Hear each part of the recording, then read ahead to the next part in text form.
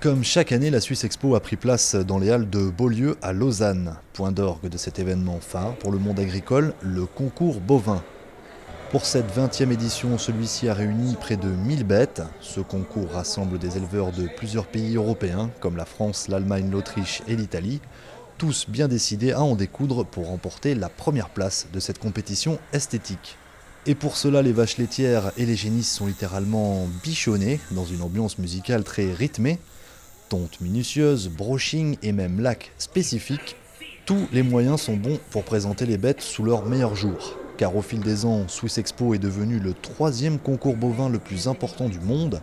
Véritable vitrine mondiale de l'élevage laitier et de la génétique suisse, le concours est retransmis en live sur internet et suivi dans plus de 30 pays.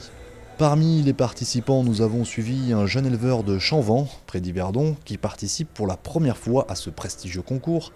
Il a présenté 2 vaches à l'appréciation des juges dans la catégorie Swiss Fleckvie. Une expérience unique qu'il a partagée avec nous. Christophe, bonjour, vous êtes éleveur à Chanvent. Est-ce que vous pouvez nous dire où est-ce qu'on est ici?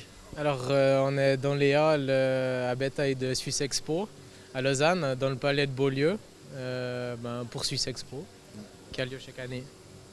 Alors, vous êtes venu ici pour participer à un concours, je crois? Oui, tout à fait. Alors, un concours de bétail bovin. Je suis venu avec 2 vaches et puis c'est la première fois. D'accord, alors c'était stressant ce concours pour vous? C'est quand même un peu stressant, ouais. C'est toujours, on se demande toujours qu'est-ce qu'on va faire. Est-ce qu'on va être premier? Est-ce qu'on va être dernier? On n'aimerait surtout pas être dernier. Là, en l'occurrence, c'était moyen. On a fait juste pas dernier, on a fait chaque fois avant-dernier. Mais il y avait vraiment des très belles vaches là, dans ce concours. Donc le niveau est élevé, c'est un concours réputé, je crois. Oui, alors c'est un concours qui est relativement réputé. Chaque année, le niveau est plus élevé. C'est un concours qui est très réputé pour les races laitières comme la Holstein ou la Red Holstein, qui commence à être aussi assez relevé pour les races suisses et races à 2 fins comme la Swiss Fleckvie.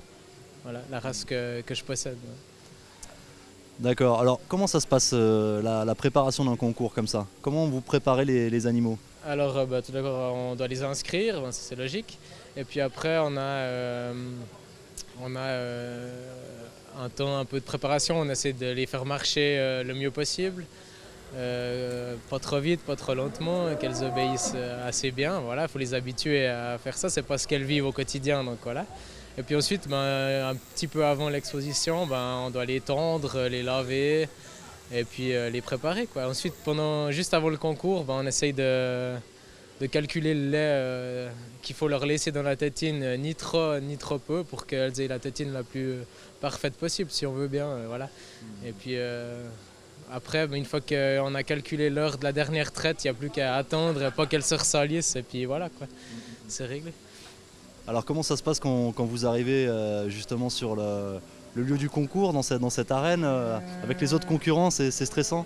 Oui, c'est là que c'est le plus stressant, c'est là qu'on voit aussi les autres vaches. On les a vues d'abord dans le catalogue, après on les a vues dans leur stand. C'est vrai que quand elles sont côte à côte, c'est là qu'on se dit, ça va peut-être pas être une partie de plaisir, ou bien qu'on se dit qu'on a peut-être des chances, quoi, voilà. Et le regard des juges, ils avaient l'air très très concentrés, c'est quelque chose d'impressionnant? Oui, pour nous, c'est pas forcément impressionnant parce qu'on a quand même assez l'habitude de voir ça. En tant que spectateur ou participant, j'aimerais pas être juge parce que je pense que cette nuit, il n'a pas dû dormir beaucoup. Il y a 15 vaches qui sont toutes des très bonnes vaches, qui sont toutes assez similaires, qui correspondent au but de la race. Et puis il faut les classer, il faut trouver les petits détails qui font qu'elles soient premières ou dernières. Et puis tout ça très très vite, très très rapidement. Donc c'est un travail de mémorisation qui est assez intense, je pense. Ouais. Je pourrais pas le faire, moi, personnellement. Voilà. Et alors ensuite, il y a un studio où vous prenez vos vaches en photo? Oui, alors ça c'est uniquement pour le plaisir, puis pour garder un souvenir. C'est vrai que pendant toute l'année, elles sont pas forcément dans l'état qu'elles sont ce jour-là. Et puis c'est pour avoir un souvenir de notre passage ici, en fait. Et puis après, on aime bien regarder ces photos parce que ça nous rappelle, les vaches ne sont pas éternelles, hein, elles vivent entre 6 et 10 ans. Après, on se rappelle comme ça, ça fait un souvenir de l'élevage, quoi, une trace. Alors est-ce que vous allez revenir l'année prochaine? Je sais pas encore, ça dépend pas que de moi. Ça dépend aussi de ma belle-sœur, de sa motivation. Est-ce que j'aurai une vache qui sera susceptible de venir? Je ne peux pas vous dire encore, mais c'était en tout cas une très bonne expérience. Ce concours purement esthétique n'a pas vraiment de retombées économiques pour les participants et Christophe, pragmatique, nous rappelle qu'une belle vache n'est pas forcément une bonne vache. Pour les spectateurs en tout cas, le show était au rendez-vous avec les plus beaux spécimens des races suisses et étrangères. Avis aux amateurs donc, les concours se dérouleront jusqu'à vendredi et Swiss Expo se poursuivra jusqu'au dimanche 17 janvier.